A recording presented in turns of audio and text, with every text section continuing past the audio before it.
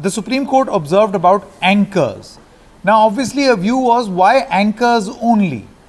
Because anchors are not acting independently, right? They are also part of a larger ecosystem or an organization where somebody else is pulling the strings.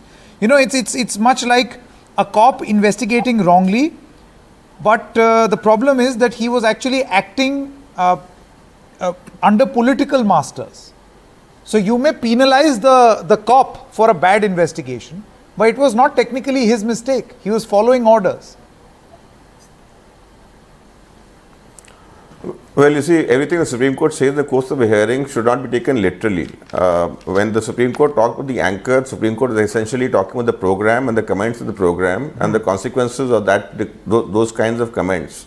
You are absolutely correct that you cannot isolate one individual and single the person out for action, civil or criminal. There is absolutely no doubt about that. But this is a given. But I want to respond to what some of my co-panelists have said till now. My objection is in principle to the tendency to approach court to frame guidelines. Because as far as the guidelines are concerned, yes, there will be in some way outcome of a proceeding for the court, but the enforceability as such would be suspect. And so far as speech is concerned, because the panelists also agree that it should be resting on surer foundations. My principal point was that the law as it stands gives adequate protection, and the problem is not want of law but want of enforcement of the law. And insofar as that is concerned, the issue is one of accountability. It's not a void which the Supreme Court will actually interfere with. One.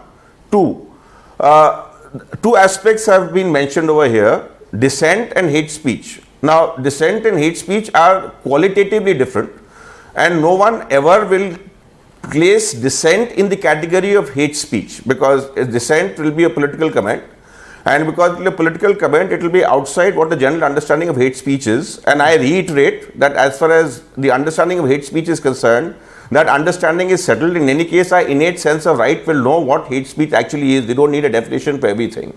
Number three, one of the co-panelists had referred to the government. Now please understand, this is a misconstrued understanding of hate speech, because hate speech is not dealing with the government alone. Now when the government comes, there are certain other sections like 124A, which Justice Dhanrajog referred to, but hate speech is not government centric. Hate speech deals with marginalization of people, disempowerment of people, vilification of people, causing injury to people, imposing indignity on people, and bringing violence to bear on the people. Now, this may not be done by the government. This can be done by a private individual too. So to say that, see, it's for the government is concerned, that Aman Lekhi, the reason why government or political masters come into the picture is because the Supreme Court says so. You hear the observations of the Supreme Court, it mentions right there that apart from benefiting a few politically, that's the purpose it serves.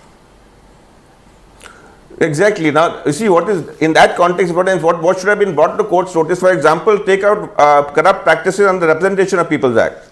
Now, under the Representation of People's Act, it replicates 153A and 153B and raises the bar itself. So, promoting enmity on the ground of religion is a corrupt practice.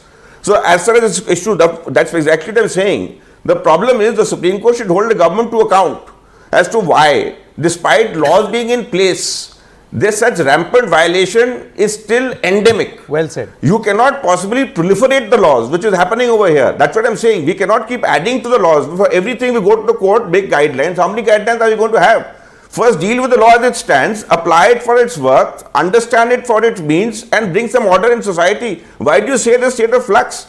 You are going to exempt the government from responsibility by taking this position, because the government will say there is no law. But the point is, there is a law, but the government is not implementing it. That is what the Supreme Court should be saying.